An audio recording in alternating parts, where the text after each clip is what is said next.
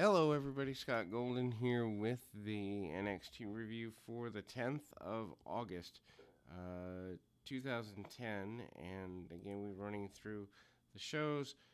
We see a power machine thing here. Michael Cole with headgear and all of that, loading up his fist, throwing powder in the air to get extra ready, and punches the machine, kind of a strength tester machine. That is the challenge for the talents here. And I mean, they go around. They actually do make Cole stronger than because I assume the machine has worked. I don't really know, but they make Cole stronger than about half the NXT roster with his punching power. Obviously, this challenge contributes to immunity, and it's there. Needless to say, it's a good run, and you know Alex Riley kind of works things to his advantage. I mean, it's certainly not a meaningful thing in terms of what they're doing. Miz insults the other pros about not supporting his pro Alex Riley. They talk about changes that should be made in the show. Miz and Morrison, who are not yet a full-on team, I don't think, are here. Then there's a tag match, or a six-man tag, Percy Watson, Kaval, and Lucky Cannon versus Riley, McGillicuddy, and Harris. I don't know. Again, feels like they're just filling time for the sake of filling time. I mean, the punch, the apparatus thing is just goofy. Cannon goes in, gets a couple of roll-up shots early, stays on the arm of his opponent for a couple of minutes, takes him back to the babyface corner. Husky Harris stays down for a good bit, even after Percy Watson comes in and tries to cut things off. Tag off to Alex Riley. Riley and Watson go around for a little bit with each other. Drop kick that looks off base, catches Riley under the chin. Doesn't get all he wants, but gets enough to go after him here. Riley and then, manages a shoulder tackle, basic things there. And ultimately, we see Lucky Cannon come back in, work over Riley, fireman's carry, basic maneuvers along the way there as well.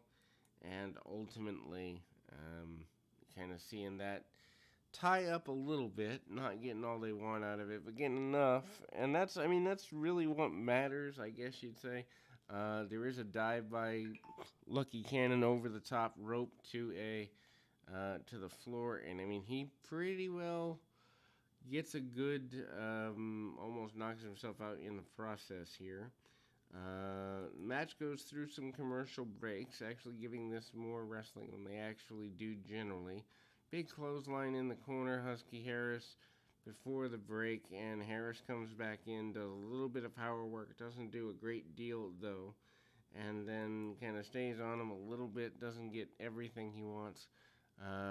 McGillicuddy comes back in, runs into a boot from Lucky Cannon. At the point that they kept Cannon in there this long, you'd almost think that he was more in line to win the competition, which we'll find out over the next little while, next few weeks, his feasibility with that. Kaval comes in and gets the hot tag.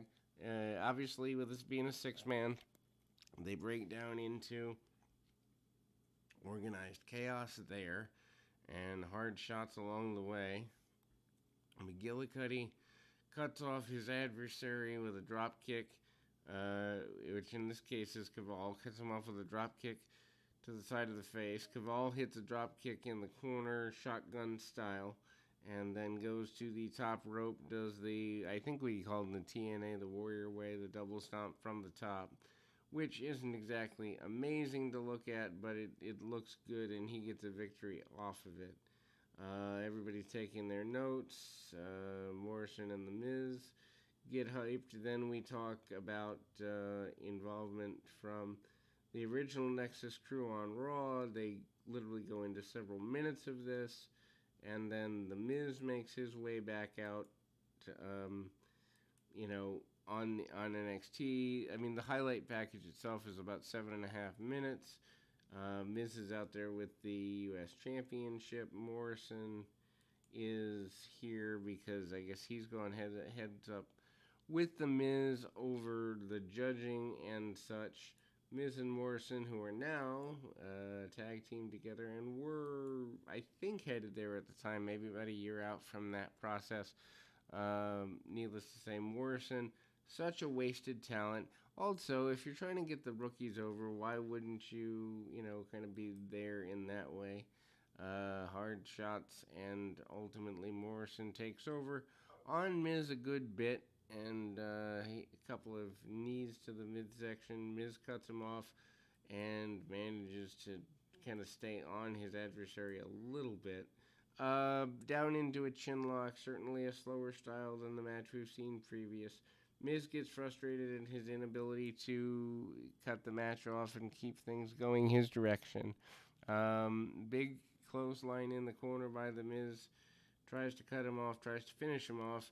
Goes back to the chin lock, back to the body, I guess you'd say reverse bear hug, something like that. Super slow match comparatively to what they've already shown on the program. Also, again, if you don't have a major feud between the two, why are they going at it here on what's supposed to be a developmental brand? Probably again to fill time. I hate wrestling that just fills time. I don't find it entertaining. I find it uncreative. And there's nothing worse to me than uncreative wrestling. Speaking of creative, though, there is a spot where Morrison actually kind of does a delayed kick into the post, leading to Miz getting the skull-crushing finale and, getting the victory there. Determination on who is eliminated next. They do some hype. MVP, among other pros, gives their opinion, and ultimately, it's there. Caval in first place, McGillicuddy in second. We actually, kind of see eventually Lucky Cannon is the one that is eliminated. Alex Riley, closer to the bubble than he wants to be. He basically says it's all about jealousy, and we close the program on that basis. We'll be back with more right after this.